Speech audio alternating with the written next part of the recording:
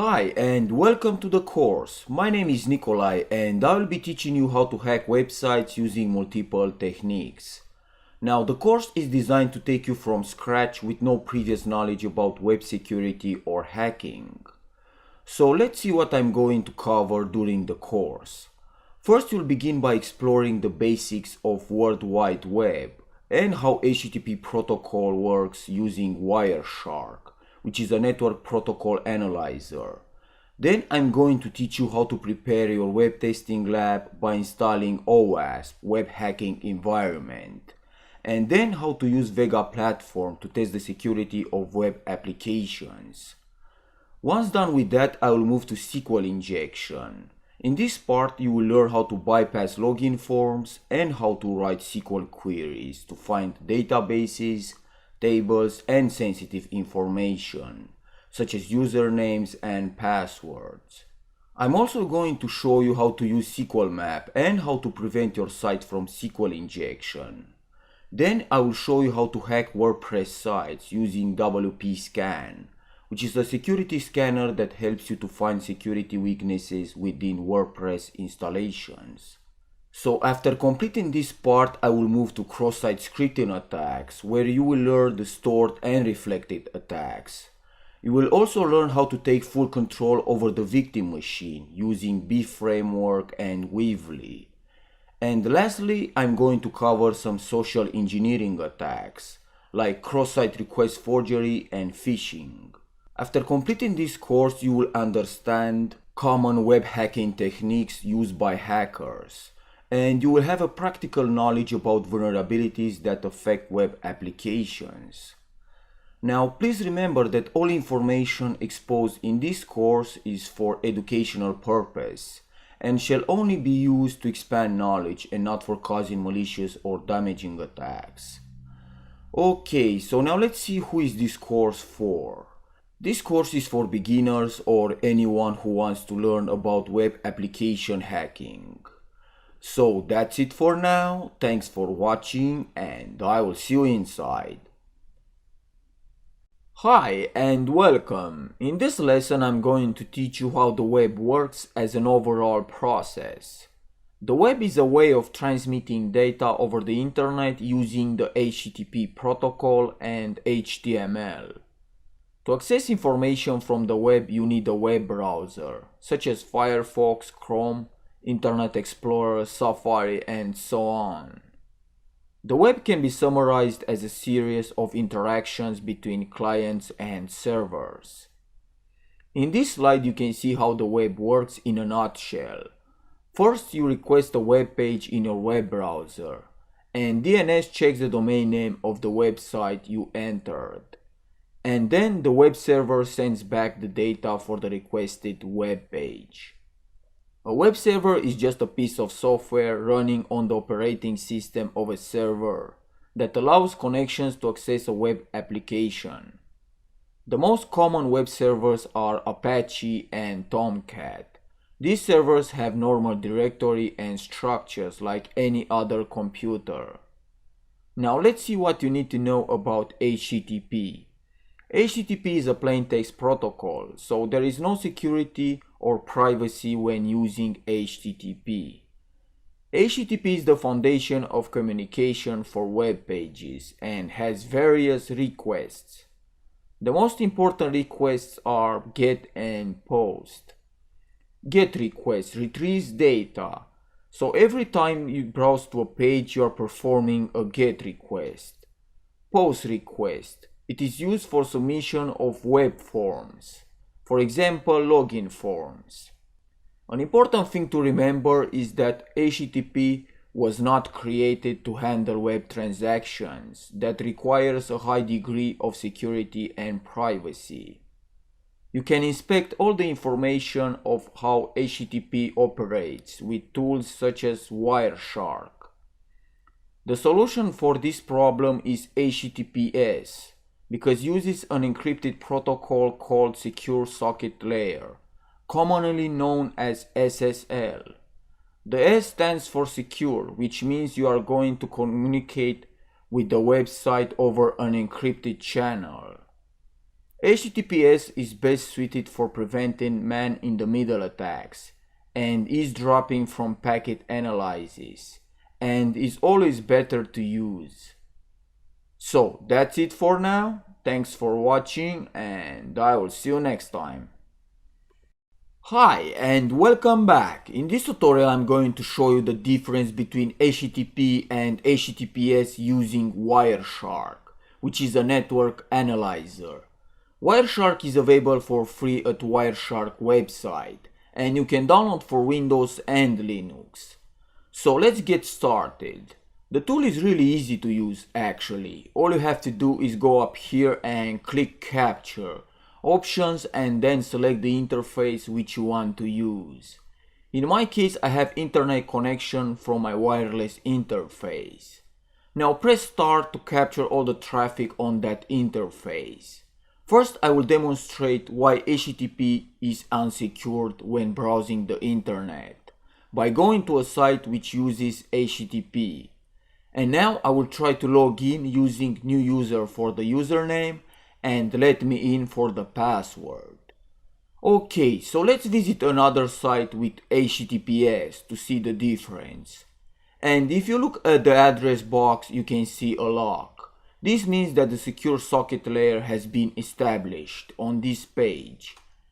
So again, I will log in using my username and password.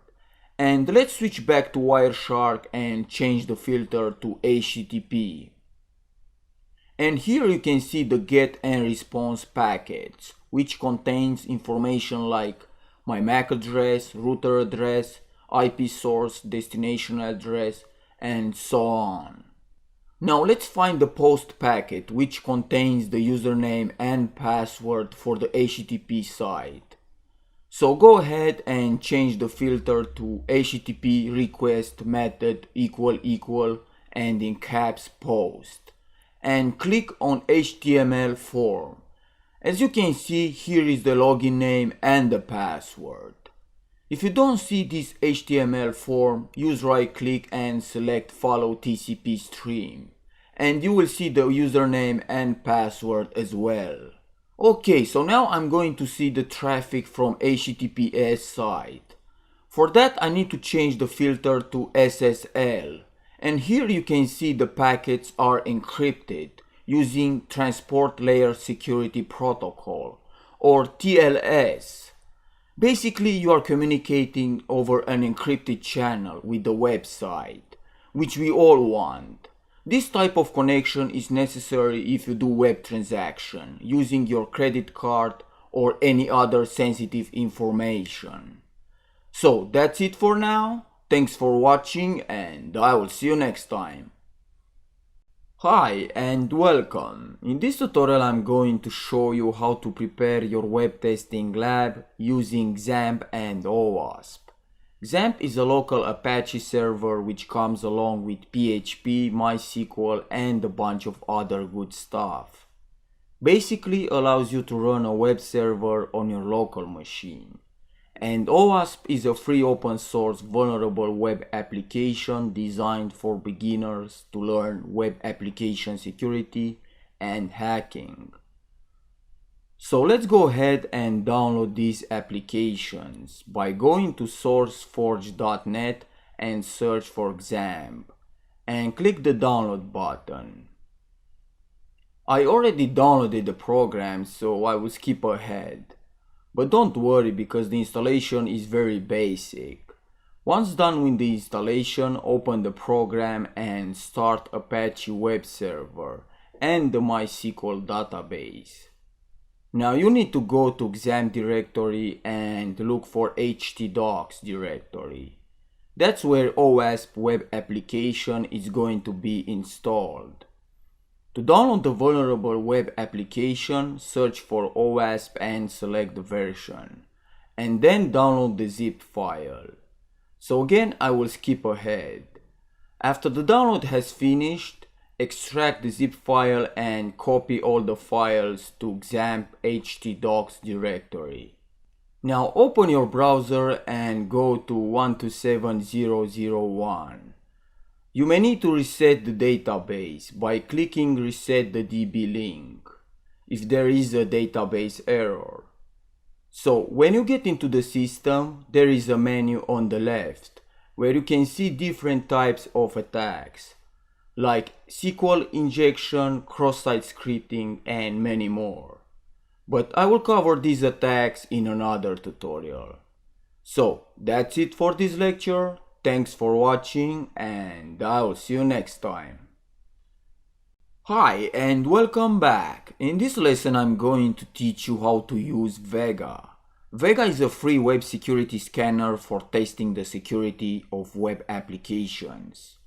This tool can help you find vulnerabilities such as SQL injection, cross-site scripting, blind SQL injection, and a lot more. Vega is written in Java and runs on Linux and Windows. But for this tutorial I'm going to use the Windows version. So let's go ahead and download this tool by going to subgraph.com/Vega and click the download button and then select the version. I already done this, so I will skip ahead. After the installation has completed, you should see the Vega icon on your desktop. Open the program and you will see this simple interface, which is very easy to use. Now, in order to scan with Vega, you will click New Scan and then enter the address of the website you want to scan. And in here you need to select the different types of modules that you will be scanning for. So I will scan only for SQL injection. For that I need to turn everything off by unchecking the ones I don't want to scan. And scroll down and find all SQL injection. And then click Next. Now here is the identity, but you don't need to worry too much about this, so click Finish to start the scan. This process can take some time, so I will skip ahead to where the scan is complete. Okay, now the scan is complete. As you can see, I have some SQL injection vulnerabilities here. And on the left is the scan alerts. Now click to drop it down, and here are all the pages that have high risk to SQL injection. And to get more information, just click the link. And you will see detailed information about the alert in this panel. If you scroll down, you will see important information about the problem, some discussion, the impact, and the suggested remediation. This information helps you to write your report very easily if you are doing web penetration testing for a company. That's why Vega is a great free tool to use. So that's it for now. Thanks for watching and I will see you next time. Okay, so welcome back. In this video I'm going to teach you a basic understanding of SQL injection. SQL is short for Structured Query Language, and it's a language used for database management. In short, SQL tells databases what to do. So before we start, you should know what SQL injection and databases are. SQL injection is one of the most common web hacking techniques used for accessing the database of the website. An attacker can get all the details from the database by accessing data, bypassing logins, or shut down the SQL server. Now let's understand what is a database. Databases are basically a structure of tables where each table contains user IDs, passwords, web page details, and more. So I will switch to my computer and show you how a database looks like by going to 127.0.0.1/phpMyAdmin. I forgot to mention that XAMPP also comes with phpMyAdmin, which is a database management tool. And on the left you can see some databases. For example, I'm going to select NoASP database. But please remember, I'm not hacking anything in this tutorial. This is just to give you a basic understanding to see how database works behind the scene. As you can see here, you have all the tables. To select a table, just click the one you want to retrieve information. In my case, I'm going to select accounts. And you can see the username and the password for all the accounts on the database. You can edit, change the rights, or delete a specific account. Now let's learn some basic queries for SQL. So go ahead and click SQL up here. And let's retrieve data from the table using select statement. So type select asterisk from, which means everything from the table, and the table name. And the way you end a SQL query is by putting a semicolon. And let's go ahead and execute the query by pressing Ctrl plus Enter.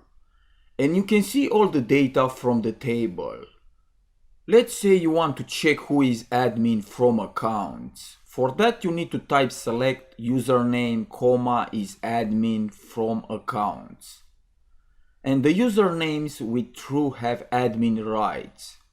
Another important SQL query is where statement. For example, imagine if you want to get all users who have the same password.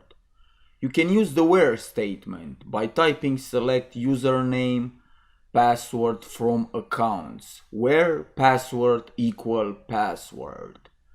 And if you execute the query, you will see the usernames with the same password. But for that you need to know the password. Now let's say you have an account with username John and password is password. So when you try to log into a website, the SQL syntax will be like this. Select username, password from table name, where username equal John and password equal password. If the username and password are correct, then you will successfully log in. Okay, so now I believe that you have a basic understanding of SQL databases. So that's it for now. Thanks for watching and I will see you next time.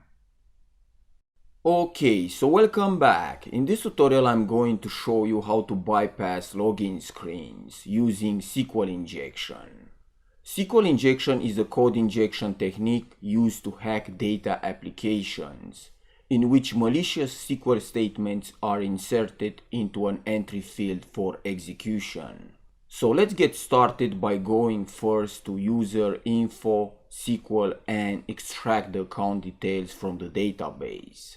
Sometimes it is better to know how the SQL query looks like. For that you can type a single quote in the name field and press enter. And you can see the query down here, which is select from accounts where username is what you have passed in and password whatever you have passed in. Now in order to view the account details you need to type in single quote or 1 equal 1. This 1 equal 1 is a true statement. So you can type any true statement like 4 equal 4, 6 equal 6 and so on. And to escape from the password field, use the comment symbol. This comment symbol will ignore the password field when the query is executed on the server. So go ahead and press view account details. And you can see all the usernames and passwords from the database. You can also use the same statement, single quote 1 equal 1 and the comment symbol to log in. And you can see I have successfully logged as admin. Okay, now let's log out and see another example. Let's say you know the username is John, but you don't know the password. For that you need to type John single quote and the comment symbol to ignore the password field for John in my case. And press login. And up here you can see I'm logged as John. Now let's understand the SQL query behind the scene. And this is how the SQL query will look like when you are trying to log in to a web application. Select from table name, This can be any name, where username is whatever name you have typed. If the username is in the database, for example John, then this will be true. And the trick here is when you put 1 equal 1 or 4 equal 4, this will also validate as true. And to bypass the password field, I have used the comment symbol, which will ignore the last part of the query. That's why you are able to log in without using a password. So that's it for now. Thanks for watching and I will see you next time. Okay, so welcome back. In this tutorial I'm going to teach you how to perform SQL injection using SQL Map. SQL Map is one of the most powerful SQL injection tool out there. This tool can help you extract database names, tables, columns, and a lot more. So first of all, I will need a website or web application to test for SQL injection. And I have found this list of sites on the internet, which you can legally scan and perform different types of attacks. Now select a site from this list and then use the Vega scanner to see the vulnerable page. I already done this, and as you can see the website has high risk to SQL injection. And on the left is the complete scan. Click the arrow to drop it down. And here is the vulnerable link, which I'm going to use for my SQL injection attack. To perform the attack, I'm going to use Kali Linux, because SQL Map is already installed on Kali. So I will switch to my Kali machine and open a terminal by clicking on the terminal icon. And type SQL Map-H to see the list of options. But I will leave this for you to read. Okay, now let's do the SQL injection. So go ahead and type SQL Map-U for URL and press enter. Enter again, and I don't want these options. And no, this process can take some time. After the scan is complete, you can see that SQL Map has identified the following injection points. At this point you can pull up databases, tables and other information from the website. So go ahead and use the --dbs option to retrieve the databases. And here are the available databases. Now to dump information from a specific database, type --tables -d and then the table name.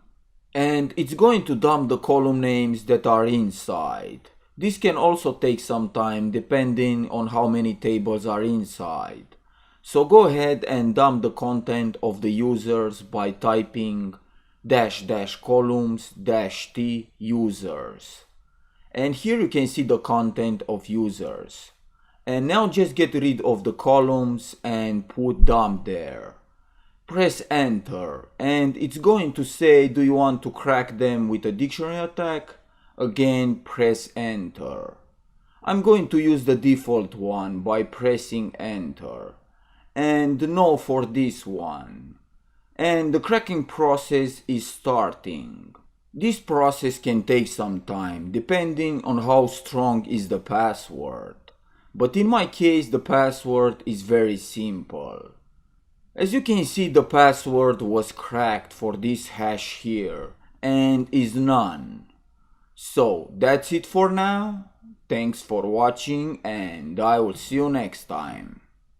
Hi and welcome back. In this tutorial I'm going to show you how to prevent your website from SQL injection by using a PHP function. So as you can see I have my login function for my web application. And here is the SQL query which you send to the database for execution. And the user ID is where you put your SQL statement. If you type or 1 equal 1 and the comment symbol, then this will validate as true and you will retrieve information from the database. To give you an example, I will use my vulnerable web application and click SQL injection. Make sure the security level is set to low. Now in the user ID field, type single quote 1 equal 1 and the comment symbol. As you can see, I am able to retrieve information from the database using SQL injection. Okay, so now let's learn how to fix this problem. And to do this, you need to add MySQL real escape string function and strip slash, which is also a function, and then the if statement. So this function MySQL real escape string will escape special characters in a string when the query is sent to the database. What I mean by that is when you type special characters like single quote, comment symbol, and other different types of characters, then the SQL database it's not going to see these characters as code anymore. And the strip slash function removes backslashes. To help you understand better, I will switch back to my web application, and this time I will set the security level to high. And let's see now if the injection is working.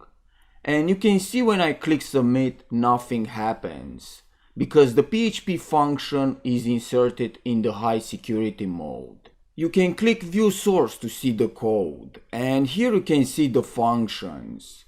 So that's it for now. Thanks for watching, and I will see you next time. Hi and welcome back. In this tutorial I'm going to make a quick tour for WP Scan, which is a security scanner that helps you to find security weaknesses within WordPress installations. The main features of WP Scan are username enumeration, password cracking, vulnerability enumeration, and plugin enumeration. Now let's understand what is WordPress for those who don't know.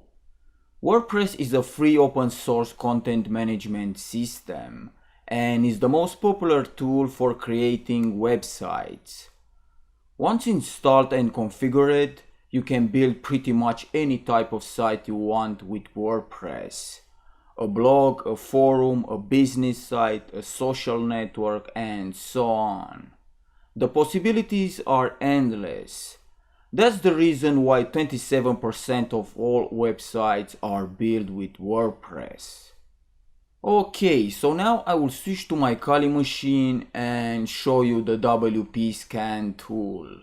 I forgot to mention that WP Scan is not supported on Windows, but it does come pre-installed on Kali Linux. So in your terminal type WP Scan --help, and the help session gives you information on how you can use the WP Scan tool. Here you can see different examples like how to enumerate users, install themes, plugins, password brute force, and a lot more. And if you scroll up you can see all the options, but I will leave this for you to read. Now I will stop the video here, and in the next lesson I will show you how to hack a WordPress site using WP Scan. So that's it for now. Thanks for watching, and I will see you next time. Okay, so welcome back. In this tutorial I'm going to teach you how to hack a WordPress site using WP Scan. But first of all, let's learn how to install WordPress on your local machine.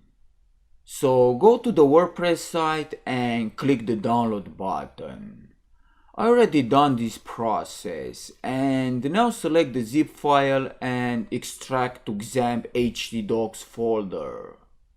I assume by now that you know what is XAMPP. Now go ahead and start the Apache and MySQL database server.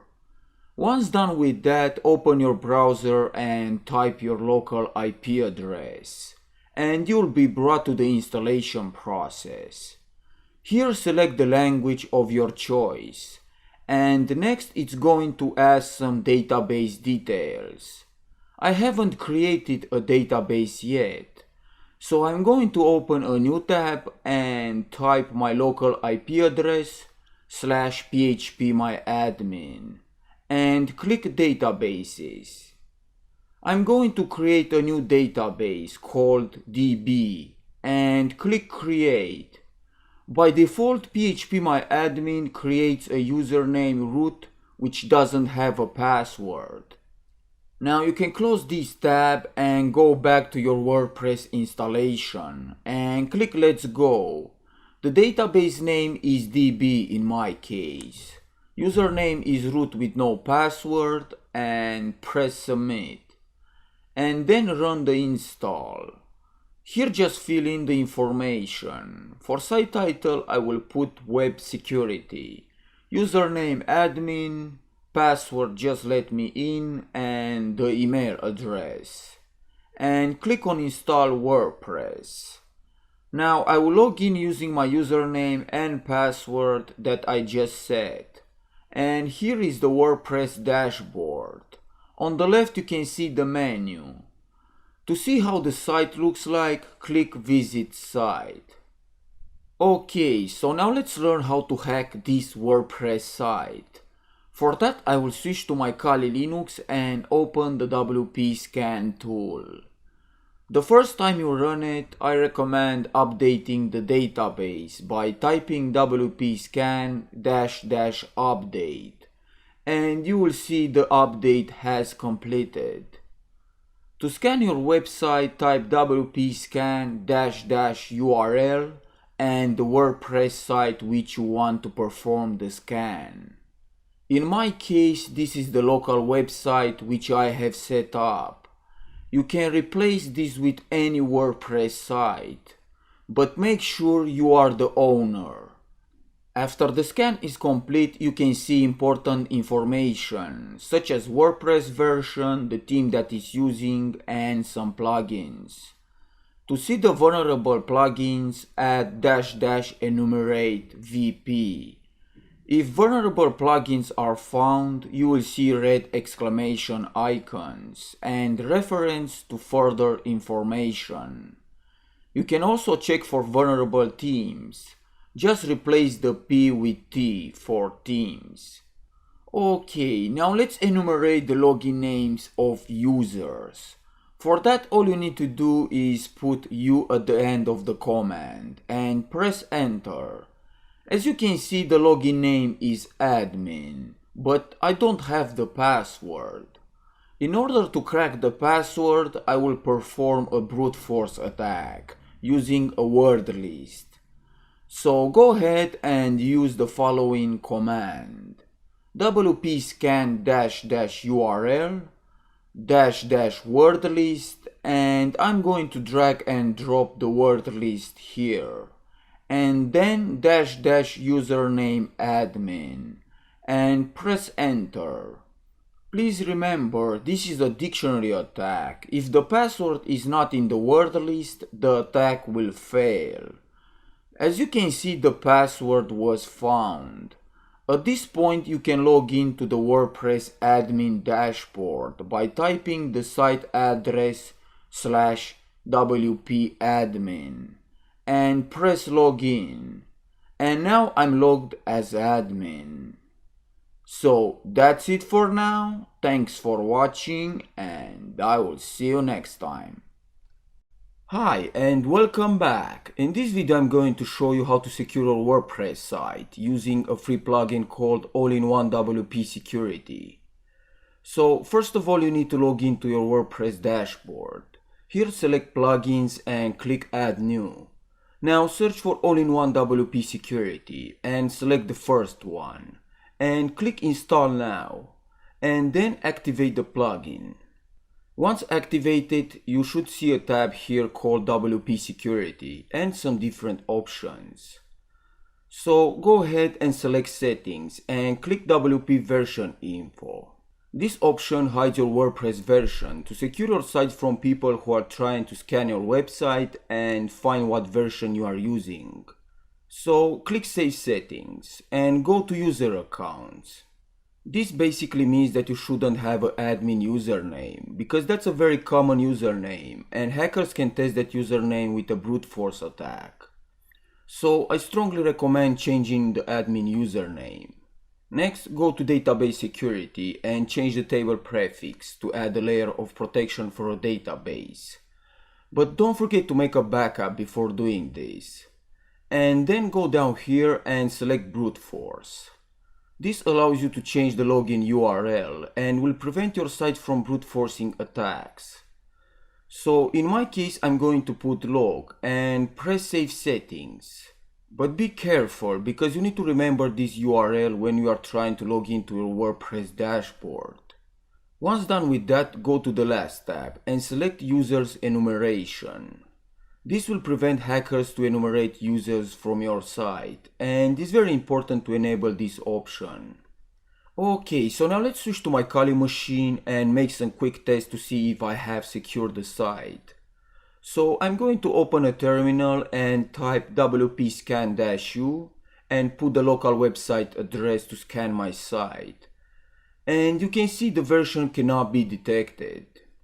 Now let's try to enumerate users by typing wp-scan-u for the URL and then -- enumerate u for users and press enter. As you can see, no usernames were found. That means the plugin has secured the site for this type of scanning. And lastly, let's perform a brute force attack using the following command: wp-scan-u -- word list, and I'm going to drag and drop the word list here. Then type -- username admin, which is the login name for my site, and press enter to start the brute force attack. Now the attack is failing, which means that my site is more secured. So that's it for this lecture. Thanks for watching, and I will see you next time. Hi and welcome back. In this video I will show you the basics of XSS, which is short for cross-site scripting. XSS is a client-side code vulnerability which allows the attacker to inject malicious code into a website. This type of attack can be used to obtain cookies, session tokens, or other sensitive information. Cross-site scripting can be broken down into two types: stored and reflected. Stored, also known as persisted, is the most dangerous attack because the code will be stored to the server and will attack everyone who views the page. Reflected attack is the most common type of XSS. This type of attack is used when the script is embedded into a link and is only activated once that link is clicked on. So let's switch to my web application and go to cross-site scripting, reflected DNS lookup. Now in the box, let's try inject XSS code to see if the site is vulnerable. So I'm going to use a simple script with the alert message, "You have been hacked." And let's see if the code will be executed. As you can see, the pop-up alert with the message has appeared on my screen. If you want to see the script behind the scene in the code, you can use inspect element and expand the div tag. And here you can see the script that I have used. This is the most simplistic case of cross-site scripting. Now I will stop the video here, and in the next lesson I will cover other XSS examples. So thanks for watching, and I will see you next time. Okay, so welcome back. In this lesson I'm going to cover some XSS persistent or stored attacks. So I'm going to click on persistent, add to your blog, and here put the script which you want to be executed. And click save blog entry. As you can see, the alert box has appeared on my screen. But down here you can see the entry with my login name. Now the script is actually saved into the website, and if I try to reload the page, you will see the pop-up alert again. Okay, so let's see another example using the iframe tag. The iframe tag allows you to embed another page inside the current page. So I'm going to copy the code and here in the source put any site you want. In my case is hacksite.org. And click save. And now the website is embedded in this page. The reason why this can be useful is that you can put a malicious link or a login form and steal the user information. A very effective way to steal the user information is by using session cookies, which the attacker can compromise the user account, because in the session cookie is stored the login information.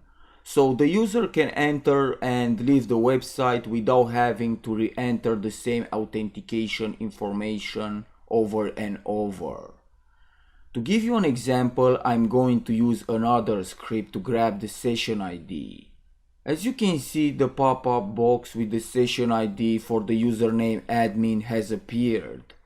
At this point, I can log in as admin using the session cookie. So I already saved the cookie into a file, and let's switch to my Firefox, and the first thing you need to do is install Cookie Manager. For that, click Tools, Add-ons and search for Cookie Manager.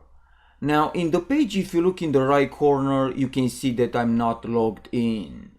So I'm going to copy the session and open Cookie Manager, and in the PHP session ID, paste the cookie and click Save. If I reload the page, you can see now that I'm logged as admin.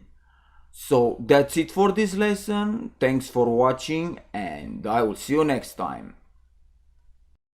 Okay, so welcome back. In this tutorial I'm going to teach you how to prevent cross-site scripting attacks using a PHP function called HTML special chars.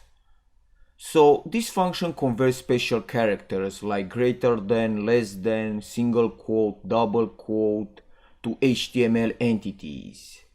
And you can see the entities just here. Now let's go to my local website, which is located in XAMPP htdocs, and make some changes.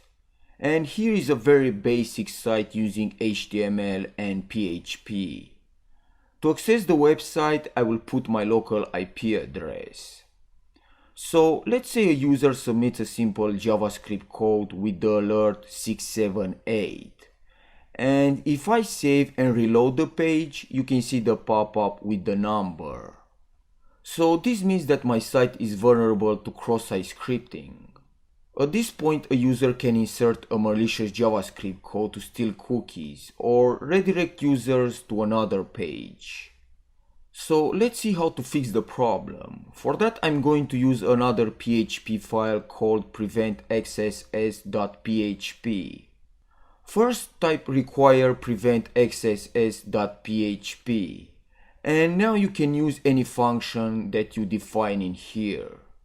So I'm going to create a function called prevent and pass in a string and return HTML special chars, which is the function that converts special characters to HTML entities. So let's go ahead and pass in the arguments.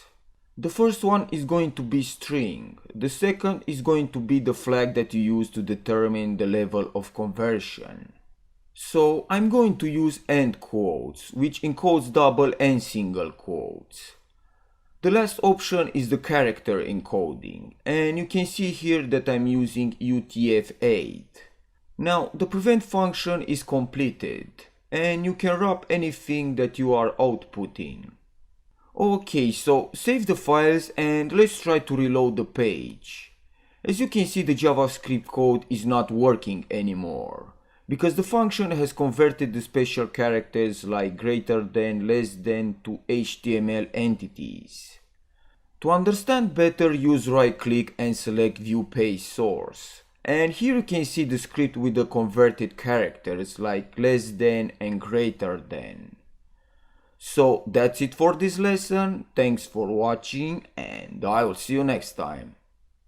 Hi and welcome back. In this tutorial I'm going to cover BEEF, which is short for Browser Exploitation Framework. BEEF allows you to exploit web browsers, and it comes pre-installed in Kali Linux.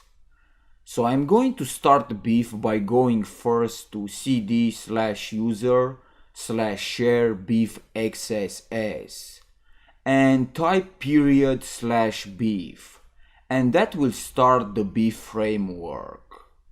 Now here you can see a UI link and a hook. The hook is going to be the infected JavaScript, which will take control over the browser. And the UI is for Beef authentication page. So I will copy the UI link and let's log in. The username is Beef and password Beef. Here you can see the getting started page and some useful information. So now let's perform the browser attack. For that you need to copy the hook JavaScript link and go to your Windows machine and look for XAMPP htdocs folder. And here create a very basic HTML page and put the hook into a script. Don't forget to save the page as index.html. Once done with that, open XAMPP and start Apache and MySQL database server. And now you have an infected website. To access the web page, use your local IP address and press enter. Now I will switch to Beef and you can see the hooked browser with the IP address and the Windows version. But if you go to the control panel, you can see the new entry with the hooked address. If I try to open the same page again using my Linux machine, you will see another entry with the IP address and the operating system. At this point you can exploit the browser. In my case I'm going to select the Linux browser and go to commands, and here you have a bunch of options. So first of all, let's use the alert and put any message you want in the text field and click execute. And you can see here the alert has appeared. Another cool option is the social engineering pretty theft. This will create a fake Facebook login and it's gonna say your session has timed out. If you type your email and password and click login, then your credentials will be captured here. You can also redirect the user to a different page by using redirect browser and type the web address and click execute. After a few seconds, the redirect link will appear in the browser. So that's it for this lesson. Thanks for watching and I will see you next time. Okay, so welcome back. In this tutorial I'm going to show you how to gain full access over the target machine using Beef and MSF console. So let's get started. First open a terminal and type MSF console and wait for the framework to load. Now to create the payload I'm going to use the following command to create a reverse TCP connection. So all you need to do here is change the L host and L port. For L host, use your local IP address by typing ifconfig and copy the IP address and paste it here. And for L port, type 444. The format file is exe and the output name in my case is updater.exe. And press enter to create the payload. The file is saved to the home directory. So you need to copy the file and go to your Windows machine and look for XAMPP htdocs folder and paste the file here. This is the location for the infected website. Okay, so now let's go back and set the listener. For that I'm going to type use exploit multi-handler and then set payload windows/meterpreter reverse TCP. Now you need to set the L host and L port. So go ahead and type set L host and put your local IP address. For L port put 444 and type exploit. And let's switch to Beef control panel. As you can see, I already have a hooked browser, which is my Windows machine. I'm not going to cover how to hook a browser because I already did that in my previous video. So click on commands, and to send the payload to the victim, I'm going to use fake notification bar. And here put the Windows local IP address where your payload is stored. In my case is 192.168.1.4/updater.exe. And for the notification, I will put please update your browser and click execute. If I switch back to my Windows machine, you can see the notification here. And if I click install, save and open that file, then in my MSF console, you can see a session has been opened. At this point, I have full control over the Windows machine. For example, I will type netuser to list the user accounts, or start Firefox, and that will start a new Firefox window. You can also shut down the computer by typing shutdown-s-t and put the time here. And a pop-up box with the shutdown message has appeared. So that's it for this lesson. Thanks for watching and I will see you next time. Okay, so welcome back. In this tutorial I'm going to teach you how to defeat Beef framework using a Chrome extension called Vegan. So first open your Chrome browser and go to More Tools, Extensions, and down here click Get More Extensions. Now search for Vegan Beef framework and click Add to Chrome. Once done with that, I will go to my Kali Linux machine and start the Beef framework by typing cd/user/share beefxss and press enter, and then /beef. Here you can see the hook URL. This contains the infected JavaScript code, which will help you to take control over the browser.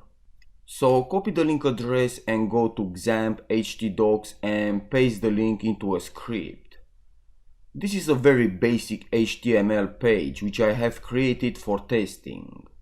And don't forget to save the page as index.html. Okay, so let's try to open my infected website by typing my local IP address. As you can see, the plugin has detected the malicious JavaScript code, and the site is now blocked. You can test the site by reloading the page. At this point, you can consider this method effective at blocking beef hooks into your Chrome browser. I also recommend closing your browser when you see this type of message and reboot the computer. So that's it for now. Thanks for watching and I will see you next time. Hi and welcome back. In this video I'm going to teach you how to generate a backdoor using Weebly. A backdoor is a method which allows you to access a system remotely without proper authentication. So let's get started. First of all, open a terminal and type Weebly to see the options. Now I'm going to generate a malicious PHP file using the following command. Weebly generate and here put the password. In my case I'm going to use pass and then the name of the file, which is shell.php. So now you need to upload the PHP file to the website which you want to gain access. For that I'm going to use my vulnerable web application and select upload. Then look for the PHP file, which is located in user share Weebly, and click upload. Now you need to know the directory where the file is uploaded. Mine is hackable/upload/shell.php. So I will copy the link address and switch back to my terminal and type Weebly and paste the address here. And then put the password and press enter. As you can see, I have a session where I can execute commands. For example, I will type system info to get details about the server, or file ls to list the directory contents. The web server is running on Windows, so I can type netstat-an to display a list of all open network connections on the computer. To learn more, type help to see all the things you can do. So that's it for now. Thanks for watching and I will see you next time. Okay, so welcome back. In this tutorial you will learn how to perform a cross-site request forgery attack. But first of all, let's understand what is cross-site forgery. Cross-site request forgery is an attack that tricks a web browser into executing an unwanted action in a web application where the user is logged in. This means that the victim will need to be logged in order for the attack to succeed. And with a little help of social engineering, such as sending a link to the victim, an attacker may trick the user to perform changing requests, like transferring funds, changing passwords, and so on. To demonstrate how cross-site request forgery works, I will use my vulnerable web application with the security level set to low and go to CSRF. In this page you can change your admin password. So I will put my new password pass and click change. To test the new password I will relog in. Okay, so for this video I will show you how you can change the victim password, which is pass in my case. For that you need to use right click and select view paste source and copy this form right here and then paste the content into a text file. To make the code cleaner, I will remove the BR tag and change the message here to click the button below to claim your prize. And use the H1 tag if you want. Then change the input type in the password field to hidden. Now to change the victim password, you need to add value equal here and put the new password. So I will use the word cracked for the new password in both fields and change the value here to claim your prize. And then you need to copy the link up here and paste it in form action. At this point you will need to save the form as HTML. The name doesn't matter, so I will save the file as prize.html. If the victim opens the file and clicks the prize button, then the password will be changed to cracked. To demonstrate that the password was successfully changed, I will log in again and use inspect element and change the input type to text, because I want you to see the password in clear text. And if I press login, you can see the password is working fine. So that's it for now. Thanks for watching and I will see you next time. Hi and welcome. In this tutorial I'm going to show you how to perform a simple phishing attack using the social engineering toolkit. But first of all, let's understand what is phishing. Phishing is a type of social engineering attack used to steal user data, including login credentials and credit card numbers.